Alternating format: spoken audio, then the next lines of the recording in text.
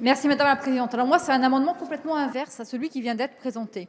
Donc, il y a peu de temps, le gouvernement a autorisé la vente des autotests dans les supermarchés. Pour l'instant, c'était réservé uniquement aux pharmacies. Moralité, la France était un des pays où le prix des autotests était le plus élevé.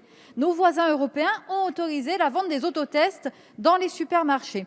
Alors moi, je veux bien croire qu'un pharmacien, il donne des conseils. Cela étant, moi, quand je suis allée acheter les autotests à la pharmacie, le pharmacien m'a vendu la boîte, il m'a donné aucun conseil.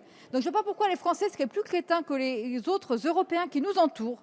On peut aller acheter des autotests dans les supermarchés, lire la notice. Si on ne sait pas lire une notice, on va voir son pharmacien à ce moment-là. En attendant, moi, la mesure que je propose, c'est de pérenniser la mesure qui a été prise là temporairement par le gouvernement, et une mesure que je salue, d'autoriser la vente des autotests dans les supermarchés jusqu'au 31 janvier.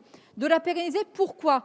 Parce que le fait d'avoir réservé cette vente d'autotests aux pharmaciens a fait que les prix pratiqués en France sont plus élevés que les prix qui sont pratiqués dans les pays qui nous entourent. Or, nous sommes en pleine pandémie. Il faut absolument diffuser les tests. Et même, je pense qu'il faudrait qu'on en mette à disposition gratuitement dans certaines situations. Par exemple, à l'école. Par exemple, les préfectures pourraient aussi se faire le relais des autotests. En attendant, tentons de faire baisser les prix des autotests pour que le plus grand nombre de nos concitoyens y aient accès en pérennisant cette mesure de vente dans les supermarchés.